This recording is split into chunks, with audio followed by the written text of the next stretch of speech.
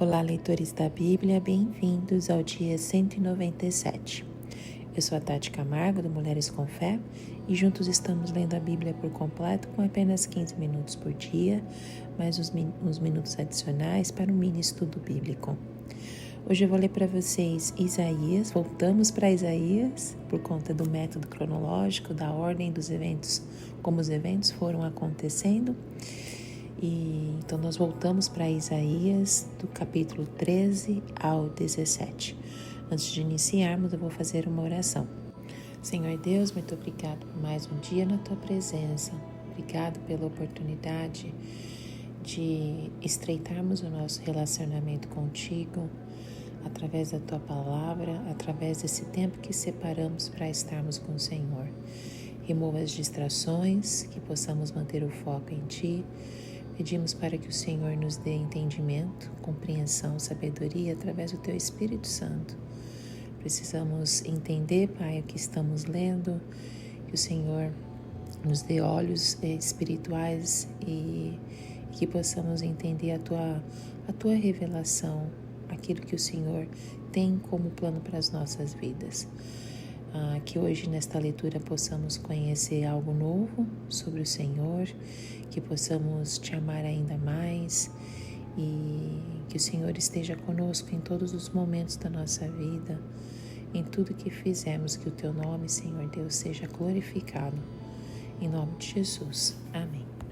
Isaías capítulo 13, profecia contra a Babilônia. Advertência contra a Babilônia, que Isaías, filho de Amós, recebeu em visão. Levantem uma bandeira no topo de uma colina desnuda. Gritem a eles, chamem-nos como um aceno, para que entrem pelas portas dos nobres. Eu mesmo ordenei aos meus santos para executarem a minha ira. Já convoquei os meus guerreiros, os que se regozijam com o meu triunfo. Escutem, há um barulho nos montes como de uma grande multidão. Escutem, é uma gritaria entre os reinos, como nações formando uma imensa multidão. O Senhor dos Exércitos está reunindo um exército para a guerra. Eles vêm de terras distantes, lá no confins dos céus. O Senhor e as armas da sua ira para destruírem todo o país. Chorem, pois o dia do Senhor está perto. Virá como destruição da parte do Todo-Poderoso.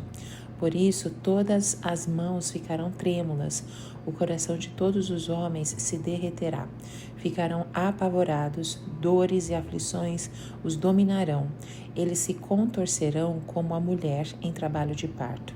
Olharão chocados uns para os outros, com os rostos em fogo. Vejam, o dia do Senhor está perto, dia cruel, dia de ira e grande furor, para devastar a terra e destruir os seus pecadores. As estrelas dos céus e as suas constelações não mostrarão a sua luz. O sol nascente escurecerá, e a lua não fará brilhar a sua luz. Castigarei o mundo por causa da sua maldade, os ímpios pela sua iniquidade. Darei fim à arrogância dos altivos e humilharei o orgulho dos cruéis. Tomarei o homem mais escasso do que o ouro puro, mais raro do que o ouro de Ofir. Por isso farei o céu tremer e a terra se moverá do seu lugar diante da ira do Senhor dos Exércitos, no dia do furor da sua ira.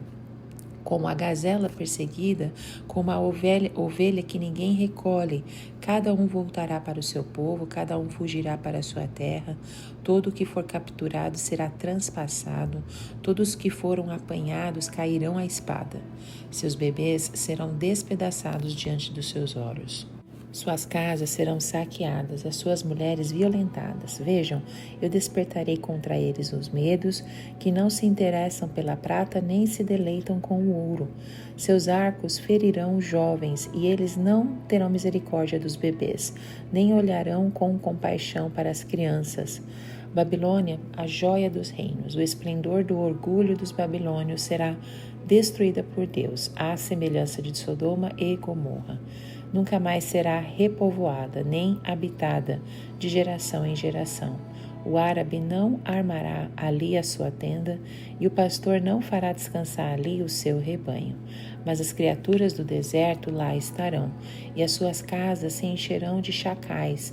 Nela habitarão corujas e saltarão bodes selvagens. As hienas uivarão em suas fortalezas e os chacais em seus luxuosos palácios. O tempo dela está terminando, e os seus dias não serão prolongados. Isaías capítulo 14. O Senhor terá compaixão de Jacó, tornará a escolher Israel e os estabelecerá em sua própria terra. Os estrangeiros se juntarão a eles e farão parte da descendência de Jacó. Povos os apanharão e os levarão ao seu próprio lugar. E a descendência de Israel possuirá os povos como servos e servas na terra do Senhor. Farão prisioneiros a seus captores e dominarão sobre os seus opressores. No dia em que o Senhor lhe der descanso do sofrimento, da perturbação e da cruel escravidão que sobre você foi imposta, você zombará assim do rei da Babilônia. Como chegou ao fim o opressor. Sua arrogância acabou-se.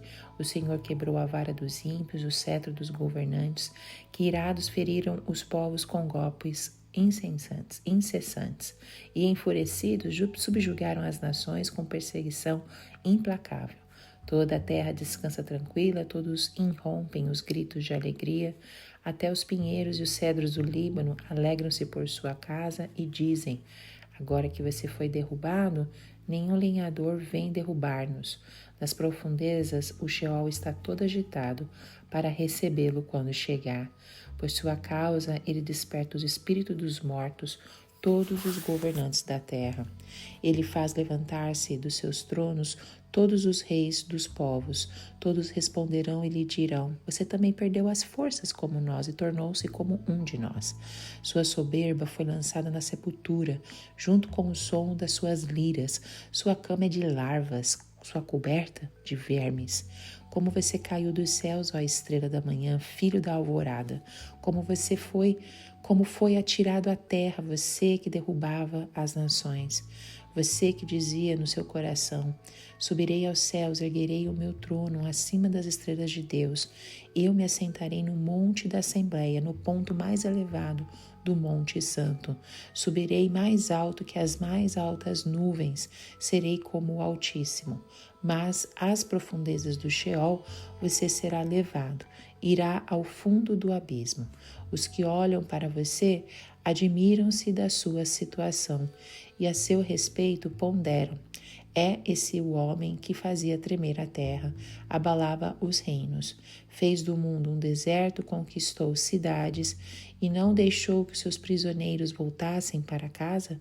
Todos os reis das nações jazem honrosamente, cada um em seu próprio túmulo, mas você é atirado fora do seu túmulo, como um galho rejeitado, como as roupas dos mortos que foram feridos à espada, como os que descem as pedras da cova, como um cadáver pisoteado.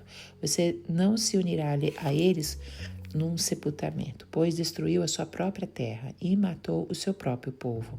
Nunca se mencione a descendência dos malfeitores.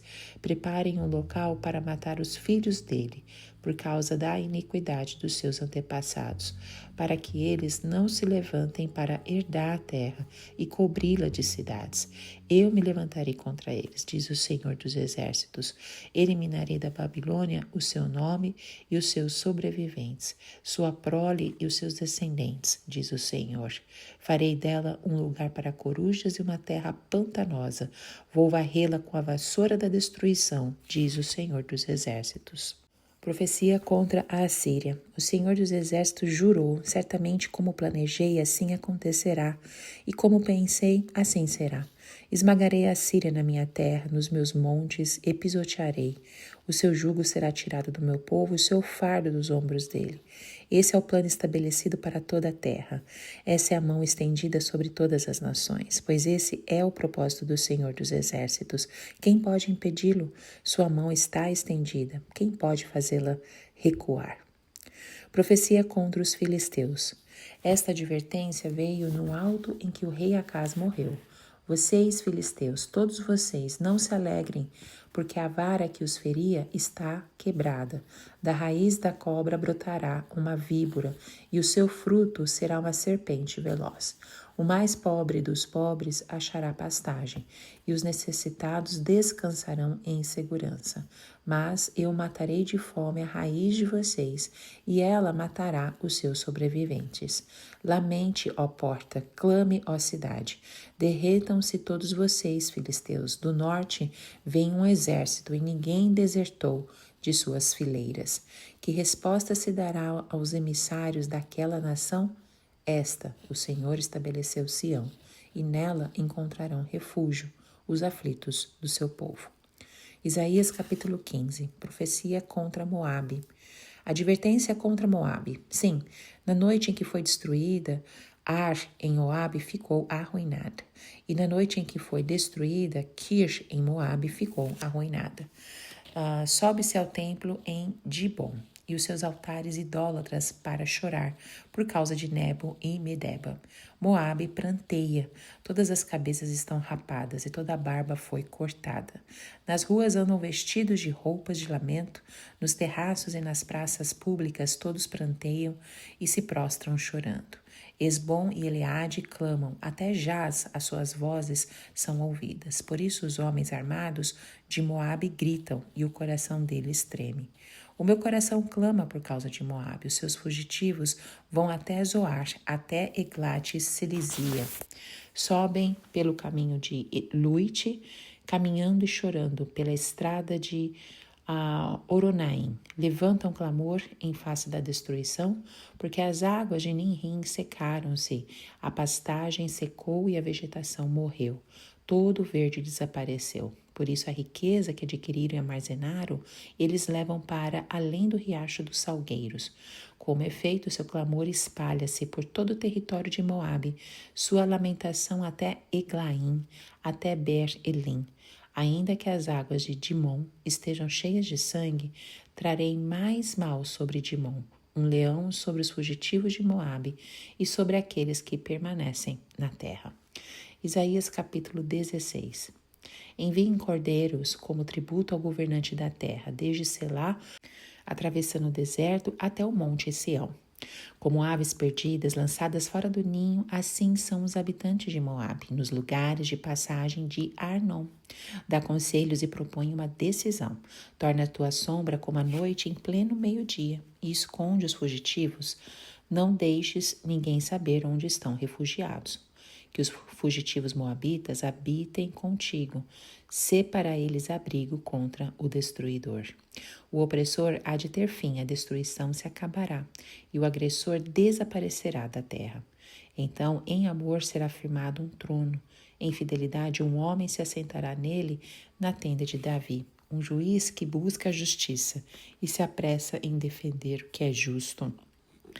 Ouvimos acerca da soberba de Moabe, da sua arrogância exagerada, de todo o seu orgulho e do seu ódio, mas tudo isso nada vale.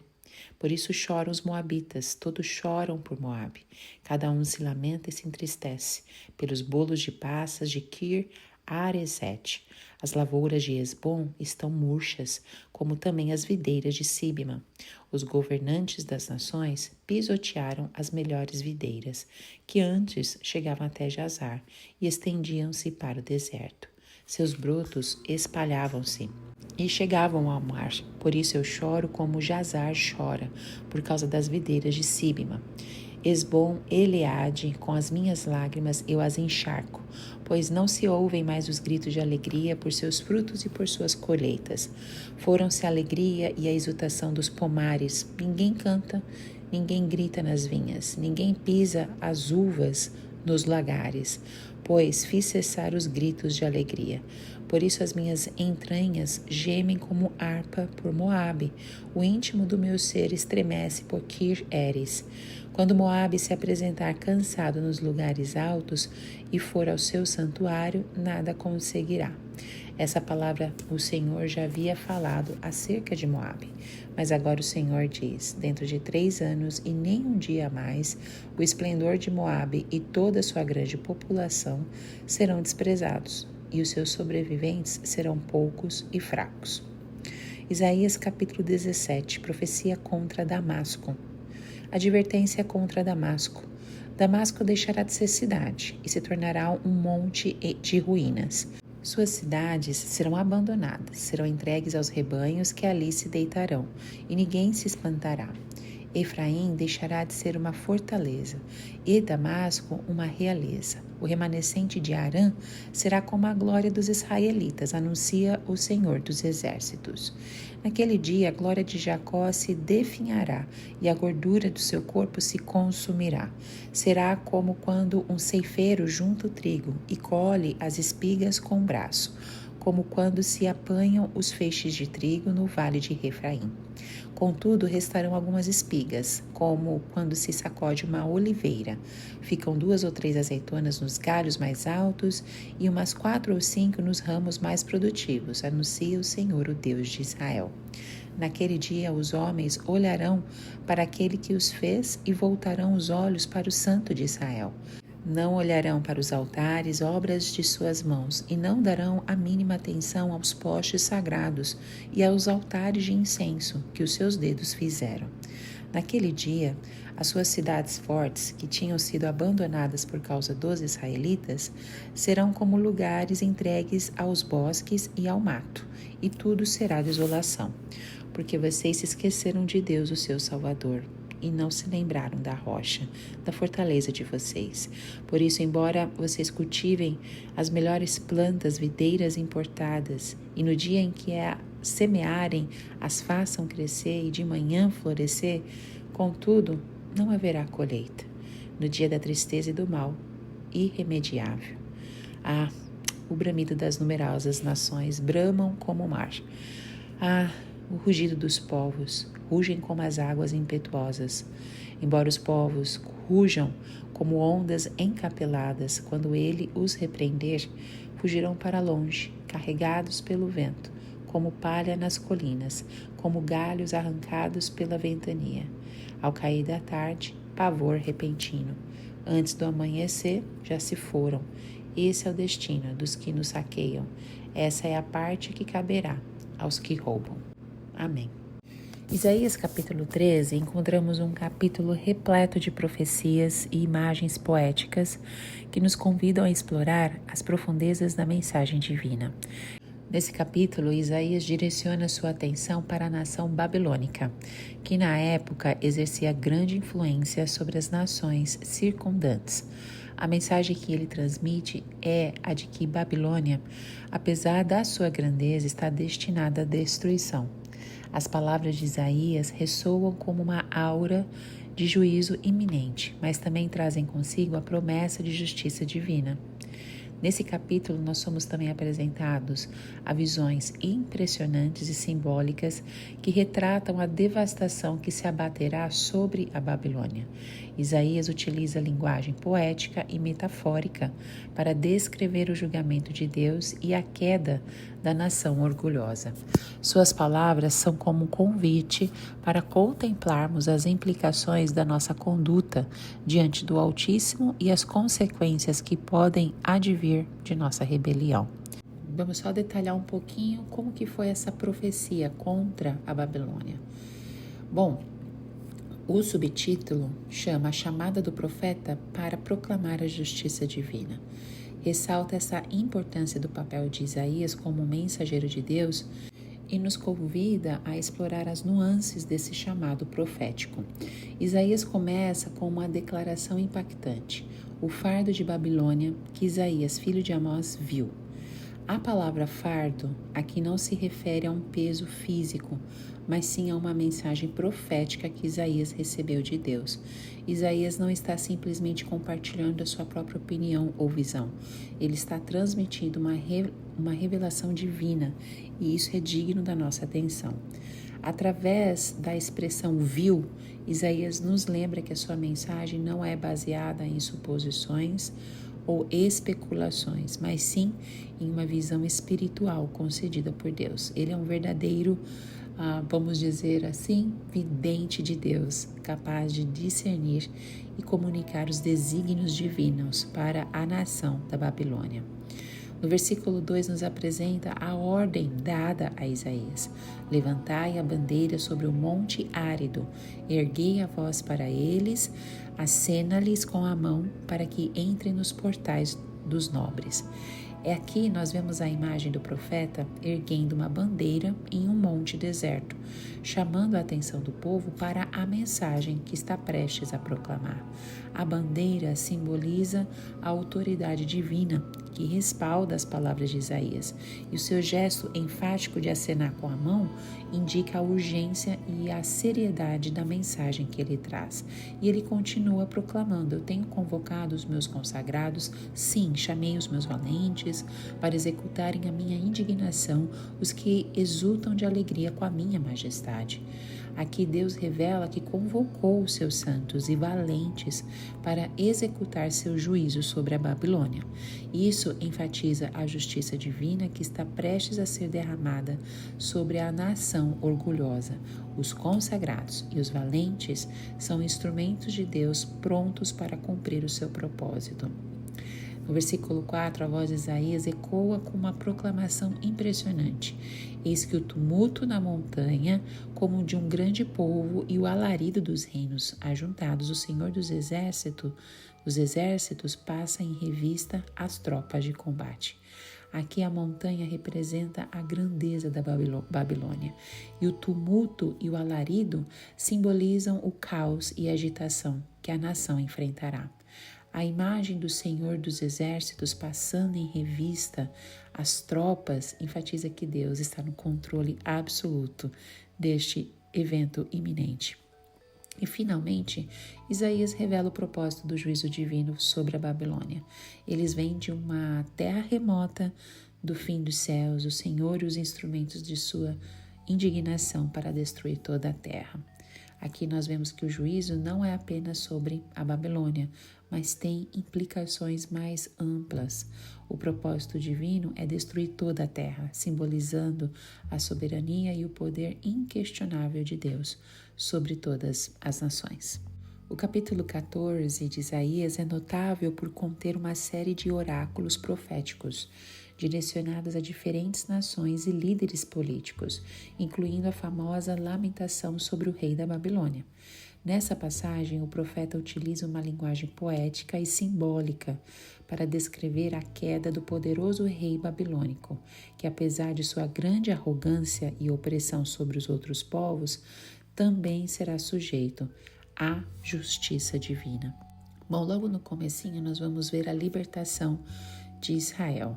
É uma promessa divina para a libertação de Israel, trazendo uma mensagem de esperança e restauração para um povo que havia sofrido o jugo de inúmeras nações ao longo de sua história. O profeta começa essa passagem declarando: porque o Senhor terá misericórdia de Jacó e ainda escolherá Israel e os estabelecerá em sua própria terra. Essas palavras são um bálsamo para a alma de um povo que havia experimentado a dor do exílio e a opressão de governantes estrangeiros. O termo Jacó é usado aqui como símbolo do povo de Israel como um todo, e o uso do nome próprio destaca a natureza pessoal e íntima da relação entre Deus e o seu povo. A promessa de misericórdia do Senhor é uma manifestação do seu amor e graça inabaláveis em relação a Israel. Apesar das infidelidades e transgressões passadas do povo, Deus continua a demonstrar sua compaixão e escolhe Israel como seu povo especial. Ele não apenas escolhe, mas também estabelece Israel em sua própria terra, prometendo-lhes uma morada permanente. Essa promessa de restauração da terra é um sinal tangível do cuidado divino para com o seu povo. Além disso, Isaías continua dizendo: e os estrangeiros se ajuntarão com eles e se achegarão à casa de Jacó.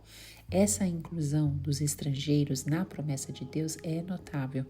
Ela aponta para o plano divino de reunir não apenas os descendentes de Jacó, mas também aqueles de fora, aqueles que foram estranhos e forasteiros.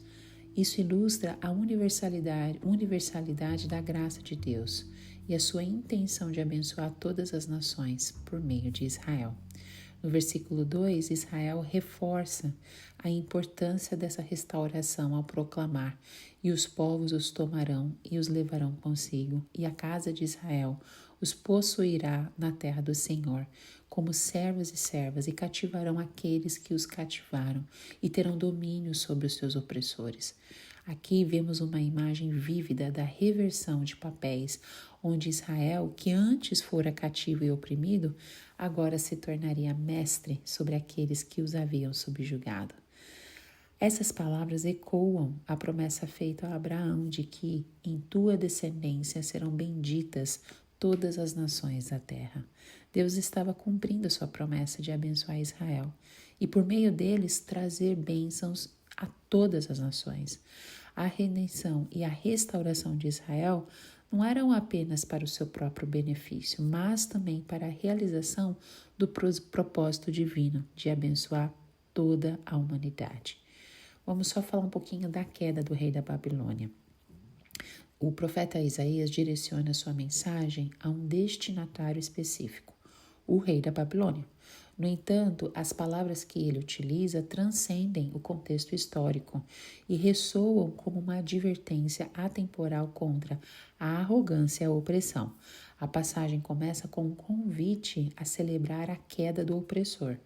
Naquele dia, quando o Senhor te der descanso do teu sofrimento, da tua inquietação e da dura servidão a que foste submetido. Estas palavras trazem alívio e esperança para aqueles que foram afligidos pelo jugo da Babilônia. O descanso prometido representa a libertação que virá e o fim do sofrimento. No entanto, a mensagem de Isaías não é apenas de consolo. Ela também lança a luz sobre a razão por trás da queda do rei da Babilônia. O profeta prossegue expondo a causa fundamental de sua ruína, a soberba. Ele declara: tu dizias no teu coração, subirei aos céus acima das estrelas de Deus, exaltarei o meu trono e no monte da congregação me assentarei. Essa autoproclamação arrogante reflete a ambição desmedida do rei da Babilônia, que desejava elevar-se acima de tudo e todos, incluindo Deus. É neste ponto que a mensagem de Isaías assume um tom sombrio, retratando a queda do rei da Babilônia com imagens vívidas e poéticas. O profeta usa a metáfora da estrela da manhã que cai do céu. No entanto, foste lançado ao Sheol, a parte mais profunda da cova. Essa queda dramática destaca a inevitabilidade do julgamento divino sobre a soberba humana. A passagem continua a descrever o impacto da queda do rei da Babilônia sobre as nações ao seu redor. E nos versículos 16 e 17 pinta um quadro de incredulidade e perplexidade por partes daquele que antes o admiravam. O rei que outrora aterrorizava as nações, agora é visto como fraco e vulnerável. O capítulo 15 nos leva para a região de Moabe, uma terra que desempenhou um papel significativo na história bíblica. Isaías, sob a orientação divina, descreve de forma poética a devastação que caiu sobre Moabe, trazendo uma atmosfera de lamento e tristeza. É como se estivéssemos observando a cena de uma tragédia épica, com os próprios olhos do profeta a testemunhar os eventos que se desenrolam. Então, no começo do capítulo, o profeta começa invocando o povo de Ar, uma das cidades de Moabe, a enviar cordeiros como tributos ao rei de Judá. No entanto, a mensagem não é de submissão, mas de desespero, pois Ar, Moabe, a cidade capital, está prestes a ser destruída.